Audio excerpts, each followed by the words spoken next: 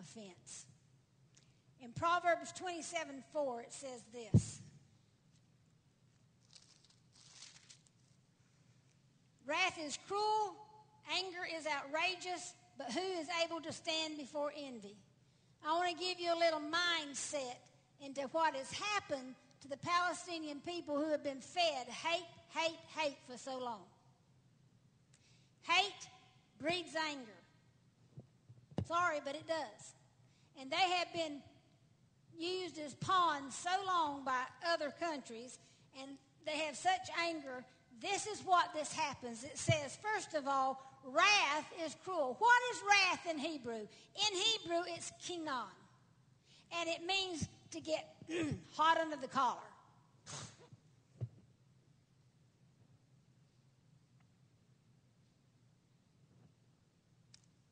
Anger is outrageous. What is that word in Hebrew?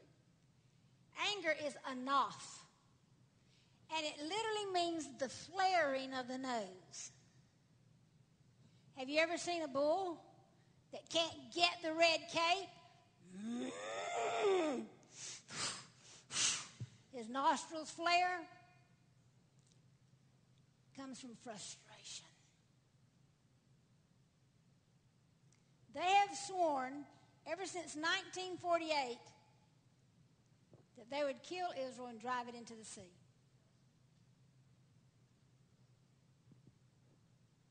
And they haven't been able to do it. And there's a frustration about that. And envy is re'ah, and it means a chronic infection. So, for all these years, they've been fed hate, hate, hate. Anger has dominated them. They take offense about you even saying that the Jews have a right to be in Jerusalem. Hot under the collar. Woo! Frustration. And then there's envy. And it says, who is able to stand against envy? In the Civil War, if you got shot in the limb, what was your remedy? Cut it off. And this gives a picture of hate that has taken over so much, you are chronically infected from it, and the only way you can get rid of it is to cut it off. That's happening to the Palestinian children who are raised on hate. That can happen to you who take the offense on anything.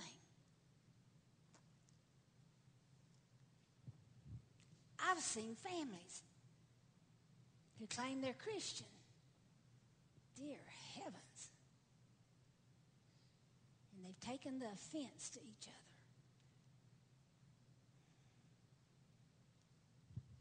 Uncontrolled emotions. That gate is the devil's playground.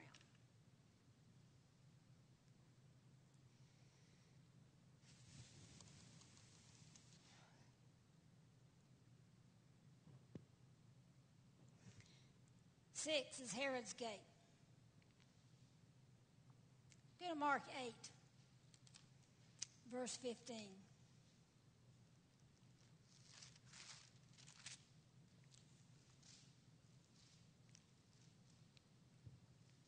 This is Jesus talking.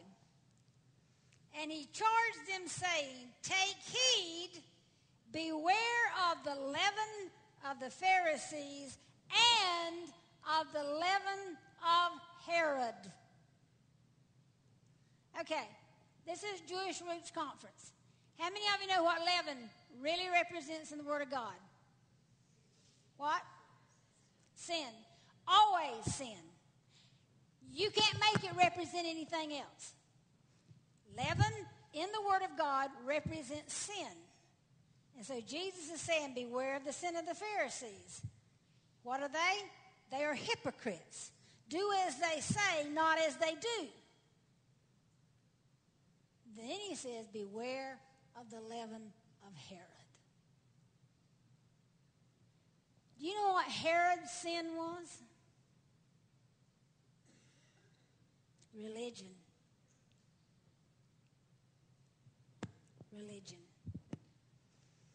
Herod knew how to play the game. He was an Idumean king. An Idumean king means he was a descendant of Esau. He was an Edomite king. He was part Jew, part Edomite. The people did not like Herod. What kind of person was Herod? He was a homicidal maniac. He killed his sons. He killed his wife. He had blood libel terribly in his life. Herod was a miserable man, but he knew how to play the game. They don't like me, so what can I do? I know what I'll do. I'll enlarge this worship compound here. I'll build the biggest and most beautiful temple in the world, and the religious authorities will love me, which they did. They hated him, but they loved what he did. He was a puppet of Antony. Heard of Antony and Cleopatra? The Antonio fortress built on the walls of the temple were named after Mark Antony, Cleopatra's lover. He honored Mark Antony by letting that fortress be named after him. Herod knew how to play the game. Have the program. Have the big show. They'll like that.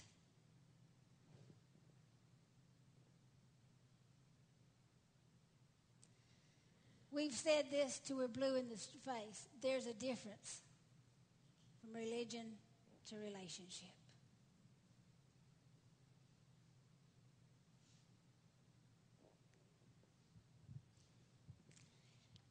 You want to see a difference in religion and relationship? Study the 7 churches.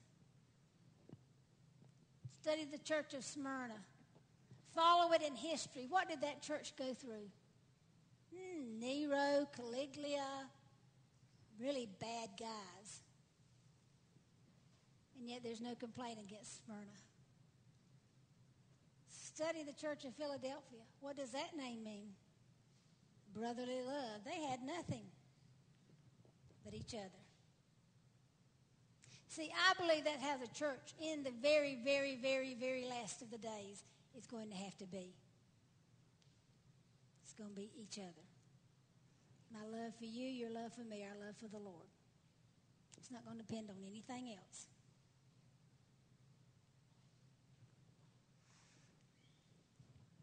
Relationship. Herod had no relationship with his people. He had no relationship with his people. He was a pawn of Rome.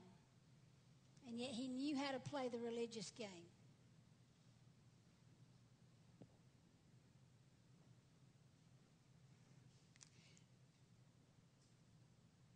I heard a person say that our churches today are based on three areas.